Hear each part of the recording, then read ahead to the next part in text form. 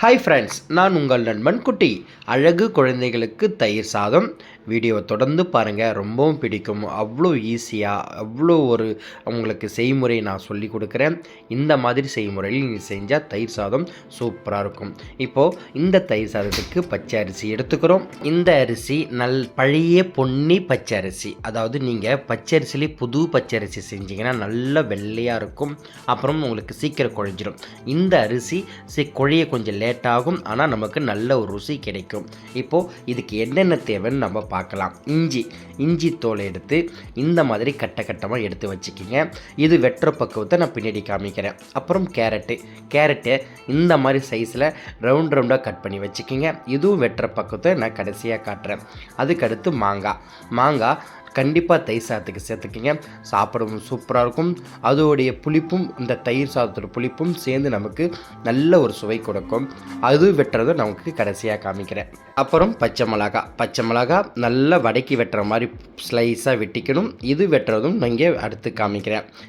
மல்லித்தழை, இந்த மல்லித்தழை எந்த அளவுக்கு ஃப்ரெஷ்ஷாக எடுத்து நீங்கள் தயிர் சாதத்தில் சேர்த்துக்கிறீங்களோ அந்த அளவுக்கு நல்ல ஒரு வாசனையும் நல்ல ஒரு சாப்பிட ஒரு சுவையும் கிடைக்கும்.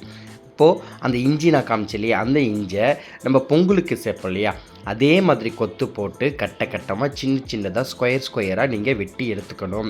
கேரட்டு இந்த சாம்பாருக்கு போடுவோம் இல்லையா, அதே மாதிரி குச்சியாக ஸ்லைஸாக கொஞ்சம் சின்னதாக இந்த மாதிரி நீங்கள் வெட்டி எடுத்துக்கணும்.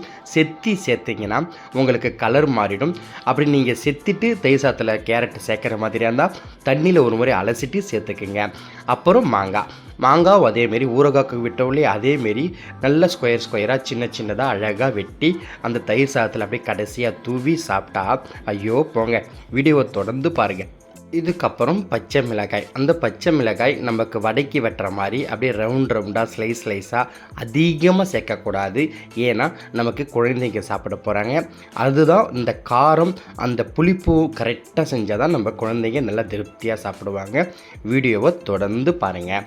ஃபஸ்ட்டு எங்கள் செய்முறை வெறும் தண்ணி ஊற்றி அதில் அரிசி சேர்த்து வேக குழைய வச்சு, அதாவது தனியாக குழைய வச்சு எடுத்து வச்சுப்போம். இந்த மாதிரி செய்யும் போது உங்களுக்கு இந்த தயிர் சாதத்தில் சில டைமில் அந்த தயிர் சரியாக கலக்காமல் கெட்டியாக இருக்கும். சில இடத்துல வெறும் சாதம் அப்படியே இருக்கும்.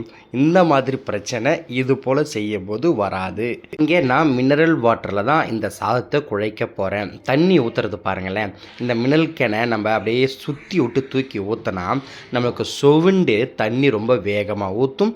இது ஒரு டிப்ஸாக வச்சுக்கிங்க. இங்கே நான் 3 கேன் தண்ணி ஊற்றுறேன். 1 கிலோ அரிசிக்கு 5 லிட்டர் தண்ணி. நல்லா புரிஞ்சுக்கிங்க. ஏன்னா இங்கே நான் வடித்து கடைசியில் அந்த கொழுகொழுப்பாக இருக்கிற கஞ்சித்தன்மையான அந்த கொழுகொழுப்பை எடுத்துடுவேன். இப்போ நான் சொல்கிற விஷயத்த நல்லா புரிஞ்சுக்கிங்க.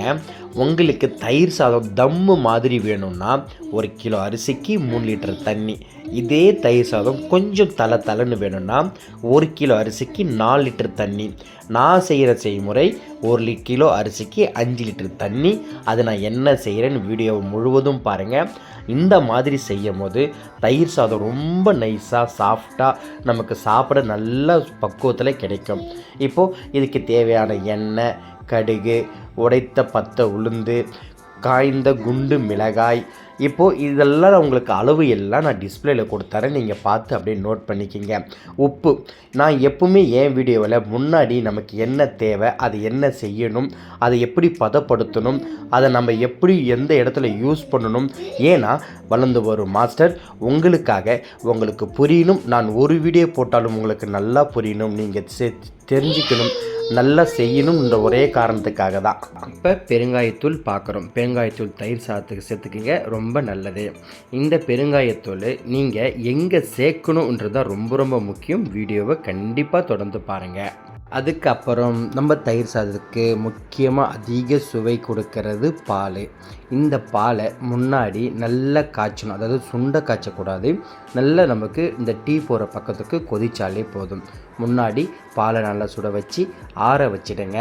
ஏதாவது நல்ல பால் ஆறணும். கடைசியாக சுட நம்ம காய்ச்சி ஊற்றினீங்கன்னா தயிர் சாதம் சூடாக இருக்கும், சாப்பிட ரொம்ப கஷ்டமாக இருக்கும். சில மாஸ்டருங்க அப்படியே பச்சையாகவே ராவாகவே பாலை ஊற்றுவாங்க. அந்த பச்சை வாசனை நமக்கு நமக்கு அந்த தயிர் சாதத்தில் லேசாக தெரியும். நீங்கள் காய்ச்சி ஊற்றுனீங்கன்னா அந்த ஸ்மெல்லு நமக்கு வராது. இப்போது தயிர் இங்கே நான் ஆரோக்கியா தயிர் எடுத்துக்கிட்டேன். நீங்கள் உங்களுக்கு வீட்டில் போட்டாலும் சரி, நீங்கள் கடையில் வாங்கினாலும் சரி, ஆனால் வீட்டில் போட்டு நமக்கு சேர்த்து சாப்பிட்ற தயிர் சாதம் தான் உடம்புக்கு ரொம்ப ரொம்ப அதிக நல்லது, அதிக சுவை கிடைக்கும். இப்போது நான் அந்த அரிசி முன்னாடியே தண்ணியில் நல்லா 3 to 4 முறை அளவுக்கு அலசி ஊற வச்சிடுவேன். அப்போ தான் நமக்கு சீக்கிரம் வெந்து குழஞ்சி கிடைக்கும். அது இல்லாமல் திரும்பவும் நான் சொல்கிறேன், பிரியாணிக்கு நம்ம என்ன செய்கிறோமோ அதே தான். நீங்கள் எந்த அளவுக்கு பிசைஞ்சு அலசி அதோடைய கொழுகொழுப்பு தன்மை தண்ணி எடுக்கிறீங்களோ அந்த அளவுக்கு தயிர் சாதம் நமக்கு நல்ல ஒரு ஒயிட்டாக சூப்பராக கிடைக்கும். அது மட்டும் இல்லாமல் ரொம்ப கொழுகொழுப்பாக ஆறின உடனே கெட்டியாக இல்லாமல் நமக்கு அந்த தன்மை கிடைக்கும். இப்போது தண்ணி கொதி வரப்போகுது. அதில் நான் தேவையான உப்பு, அதாவது திரும்பவும் சொல்கிறேன், 1 கிலோவுக்கு 1 கைப்பிடி உப்பு. இங்கே நான் 12 கிலோ அரிசி செய்கிறேன், 12 கைப்பிடி உப்பு. இது இல்லாமல் இன்னும் நம்ம தனியாக உப்பு சேர்க்குற மாதிரி இருக்கும். அதுக்கு என்ன எப்படி அளவுன்றதை நான் வீடியோவில் சொல்கிறேன். வீடியோவை தொடர்ந்து பாருங்கள். இப்போது நல்லா கொதிக்கிற தண்ணியில் அரிசியை சேர்த்து நல்லா வேக விடுறோம். அந்த அரிசி கொஞ்சம் கொஞ்சமாக நமக்கு அப்படி கொதித்து இந்த தண்ணியும் அரிசியும் ஒரு ஒன்றா சேர்கிற மாதிரி வேகும். அப்பப்போ நீங்கள் அந்த அரிசியை எடுத்து அழுத்தி பார்க்கணும். ஏன்னா நம்ம பிரியாணிக்கு சொல்லுவோம் இல்லையா, அந்த அரிசியும் தண்ணி ஒன்றா சேரும்போது அனல் பதத்தை குறைச்சிக்கிட்டே இருக்கணும். ஏன்னா நமக்கு தீச்சல் பிடிக்காது, சாப்பாடு சமமாக ஒரே நிலையில் இருக்கும். கண்டிப்பாக இந்த ஃபிசிக்கலான ஒர்க்கு தான் ரொம்ப ரொம்ப முக்கியம். அதே போல் இந்த அரிசி நல்லா வெந்த உடனே இப்போ நான் வடிகட்டியை உள்ளே வச்சு வடிகட்டி தண்ணி எடுத்துருவேன். நீங்கள் தனியாக மொண்டு அள்ளி வடிகட்டியில் ஊற்றி வடிகட்டி கூட 2வது சேர்த்துக்கலாம். ஆனால் அரிசி அதிகம், அதனால் நான் அந்த மாதிரி செய்கிறேன். உங்களுக்கு எப்படி ஈஸியாக இருக்கோ நீங்கள் அப்படி செஞ்சுக்கிங்க. கண்டிப்பாக சாதம் வேகும் போது உப்பு கூட சேர்த்துக்கவும். அப்போ தான் நமக்கு அந்த உப்போட பதம் நமக்கு ஒரே சமமாக சாப்பிட சூப்பராக கிடைக்கும். இந்த வேகிற பக்குவம் இருக்கு இல்லையா, நம்ம அந்த அரிசி அள்ளி நசுங்கும் போது நம்ம கையில் அப்படியே தட்டையாக நசுங்கி நமக்கு அப்படியே குழன்னு போயிடணும். அந்த அளவு வரைக்கும் நீங்கள் நல்லா வேக வைக்கணும். இப்போது நமக்கு ஒரு 3/4 பாகம் நல்லா வெந்து குழஞ்சிடுச்சு. இப்போது நான் அந்த கஞ்சி தண்ணி இருக்கு இல்லையா, கொழுப்பு, அதை எப்படி எடுக்கிறேன்னு பாருங்கள். கடைசியாக அரிசியை அள்ளி அழுத்தி காமிக்கிறேன். பார்த்தீங்களா, கையோடு நல்லா நசுங்கி குழஞ்சி இருக்குது. இப்போது அந்த வடிகுடையை எடுத்து நான் பெருசு நம்ம அதிகமாக செய்கிறதுனால அப்படியே அந்த வடிகுடையை உள்ளே வச்சு அழுத்தும் போது அந்த கொழுப்பான தண்ணி மட்டும் அதுக்குள்ளே வரும். நீங்கள் கண்டிப்பாக இப்படி தான் செய்யணும் கிடையாது, நீங்கள் தனியாக வடிகட்டிட்டு கூட எடுத்து சேர்த்துக்கலாம். இப்போது அங்கே பாருங்களேன், அதை வச்சு அழுத்தினோடனே அந்த கொழுப்பான தண்ணி அப்படியே உள்ளே சொரத்து வரும். அதை நான் மொண்டி கீழே ஊற்றிடுவேன். இந்த மாதிரி செய்யும் போது நல்ல கொழுப்பு, அதாவது தயிர் சாதம் ஆற கெட்டியாக ஆகினே இருக்கும். அந்த டைமில் இந்த மாதிரி நீங்கள் வடித்து இந்த கஞ்சி தண்ணி எடுத்துட்டிங்கன்னா ரொம்ப கெட்டியாகாமல் சாப்பிட தலைன்னு நமக்கு தயிர் சாதம் சூப்பராக இருக்கும். நீங்கள் வீட்டில் செய்யும் போது இப்போ 1 கிலோ 2 கிலோ செய்கிறீங்கன்னா அதை அழகாக வடிகட்டிட்டு அப்புறம் சேர்த்துக்குங்க, சரிங்களா? இப்போது நான் அந்த தண்ணி எடுத்துட்டேன். அப்படியே அரிசியும் அந்த சாதமும் ஒரே சமமாக நல்லா குழஞ்சி அப்படியே நமக்கு பக்குவமாக இருக்குது. இதை செஞ்சு எடுத்து தனியாக வச்சிடலாம். ஆறணும், நல்லா ஆறணும். அதனால் முன்னாடியே சாதத்தை குழச்சி வச்சாச்சு. இப்போது தாளிப்பு. இதுக்கு 1/2 லிட்டர் எண்ணெய், அதாவது நான் 12 கிலோ அரிசி, எண்ணெய் ஊற்றணும் அதிகமாக சேர்க்கணும்லாம் கிடையாது, அந்த தாளிப்புக்காக மட்டும் சேர்த்துக்கிறோம். அப்புறம் எண்ணெய் காஞ்ச உடனே 50 கிராம் கடுகு சேர்த்துக்கிறோம். நல்லா புரிஞ்சுக்கிங்க, கடுகு நமக்கு நல்லா பொரியணும். கடுகு பொரியலைன்னா அந்த சாப்பிடும் போது கசப்புத்தன்மை வரும், ஏதோ ஒரு டிஸ்டர்பன்ஸாக இருக்கும், ஹார்டாக. அதையும் நல்லா பொரிஞ்சால் தான் நமக்கு நல்லாயிருக்கும். அப்புறம் தீயும் விட்டுறக்கூடாது. தீஞ்சிடுச்சுன்னா இதே மாதிரி தான் கசப்பு வரும், சாப்பிடும் நமக்கு ஃப்ளேவர் அந்த ஒரு ஸ்மெல் மாறி வர மாதிரி இருக்கும். அதனால் அந்த எண்ணெய் காஞ்சி உடனே அனலை சிம்மில் வச்சுட்டு கடுகு சேர்த்துக்குங்க. அதாவது எண்ணெய் காயணும், ஆனால் அனலை அதுக்கப்புறம் கம்மிப்படுத்திடணும். அப்புறம் கடுகு சேர்த்துட்டு அதுக்கப்புறம் காய்ந்த குண்டு மிளகாய் சேர்க்கும் போது அதிக வாசனையாகவும் காரமாகவும் நமக்கு சூப்பராக கிடைக்கும். நாங்கள் எல்லா தாளிப்புக்குமே குண்டு மிளகாய் தான் சேர்த்துப்போம். வாசனை அதிகமாக இருக்கும், ஆனால் கொஞ்சம் விலை அதிகம்தான். கொஞ்சம் செவந்து நமக்கு வதங்கின உடனே இது கூட கருவேப்பிலை கருவேப்பிலை நல்லா ஃப்ரெஷ்ஷாக எடுத்து அலசி இது கூட சேர்த்துக்குங்க. அந்த கருவேப்பிலை, அந்த கடுகு, இந்த மிளகாயெலாம் அந்த எண்ணெயில் பொரியும் போது அப்படி ஒரு வாசனை, அப்படி ஒரு ஸ்மெல், அப்படி நமக்கு அப்படி இதை தாளிக்கும் போதே நமக்கு சாப்பிட்ணும் ஒரு ஆசையை தூண்டும். இங்கே தான் நான் ஒரு முக்கியமான விஷயம் சொல்ல போகிறேன். என்னென்னா, அந்த கருவேப்பிலை நல்லா பொரிஞ்ச உடனே அனலை ஆஃப் பண்ணிவிடுங்க.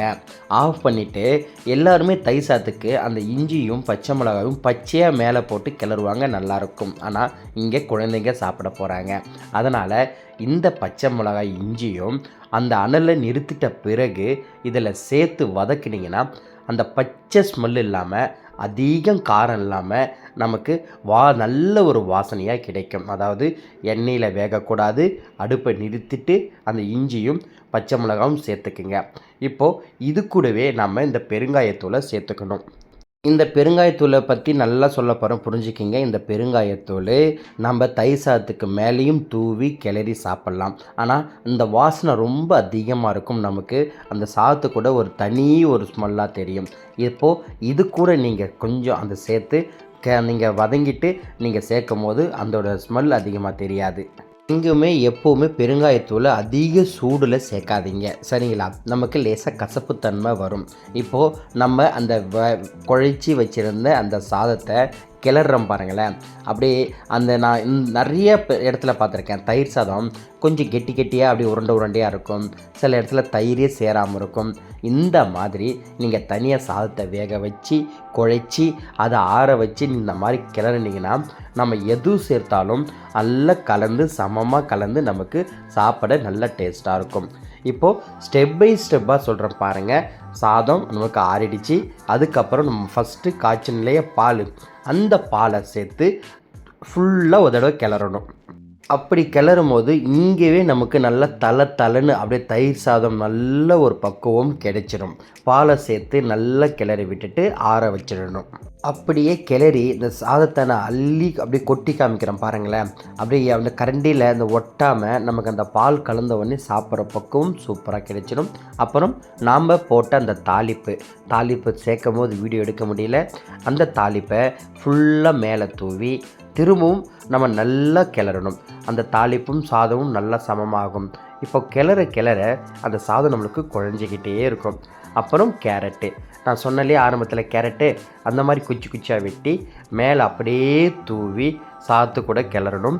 நான் திரும்பவும் சொல்கிறேன், கேரட்டை நிறையா பேர் சீவலில் செத்திட்டு சேர்த்துப்பாங்க, அப்படியும் சேர்த்துக்கலாம். ஆனால் நீங்கள் அது ஒரு முறை தண்ணியில் அலசிட்டு சேர்த்துக்குங்க.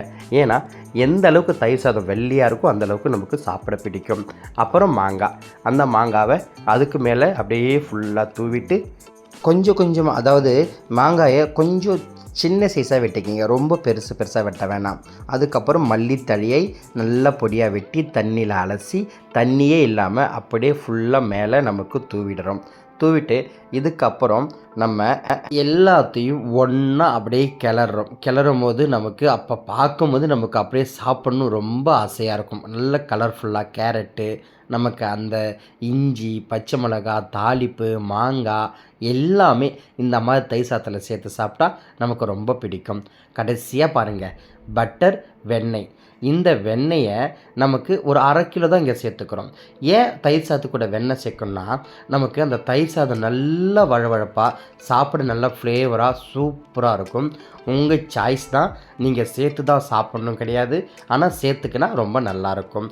அப்புறம் பன்னீர் திராட்சை நல்ல குண்டாக தண்ணியில் அலசி சேர்த்தாச்சு. மாதுளம்பழம், இங்கே நான் மாதுளம்பழம் வெள்ளையாக இருக்கிற விதையை சேர்த்துக்கிட்டேன். நீங்கள் சிவப்பாக இருக்கிறத சேர்த்திங்கன்னா பார்க்க கலர்ஃபுல்லாக சூப்பராக இருக்கும். மாதுளம் பழத்தை சேர்த்துட்டு அப்படியே நல்லா கிளறி இப்போ நமக்கு ரெடி ஆகிடுச்சு.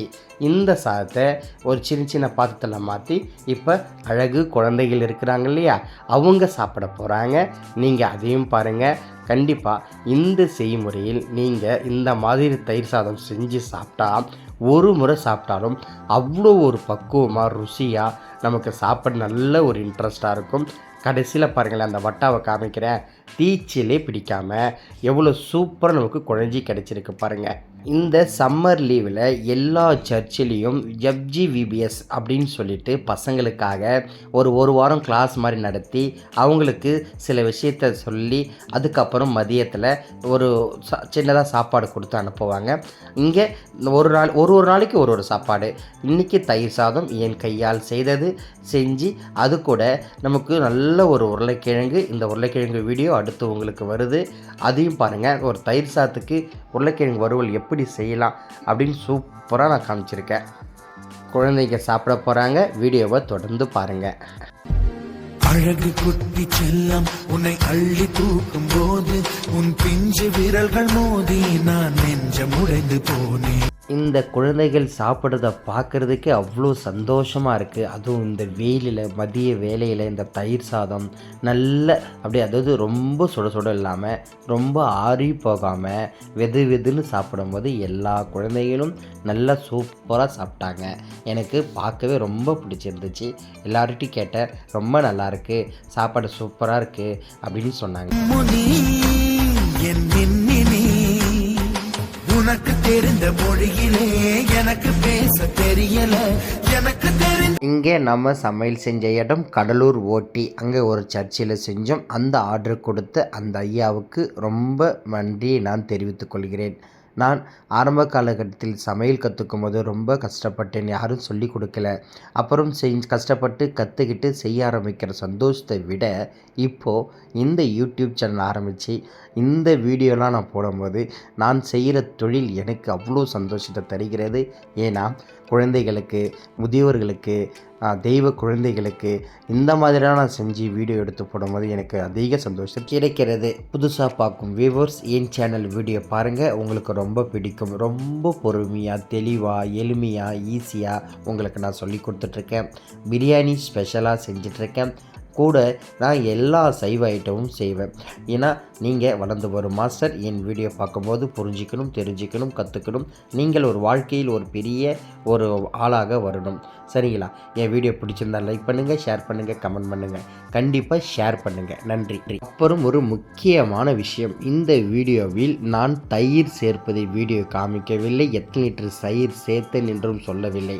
கண்டிப்பாக என் வீடியோ முழுவதும் பார்க்கிற நண்பர்கள் கடைசியாக இதை கண்டிப்பாக பார்க்கணுன்றதுக்காக நான் 12 கிலோ அரிசி எடுத்துக்கிட்டேன், 8 லிட்டர் தயிர் சேர்த்தேன். அப்போ தான் அதிக புளிப்பு இல்லாமல் நமக்கு சாப்பாடு சூப்பராக இருக்கும். இல்லை நல்ல புளிப்பாக இருக்கணும், தயிர் அதிகமாக இருக்கணும்னா நீங்கள் 10 லிட்டர் தயிர் கூட சேர்த்துக்கோங்க. என் வீடியோவை கடைசி வரைக்கும் பார்க்கும் நண்பர்களுக்கு நன்றி.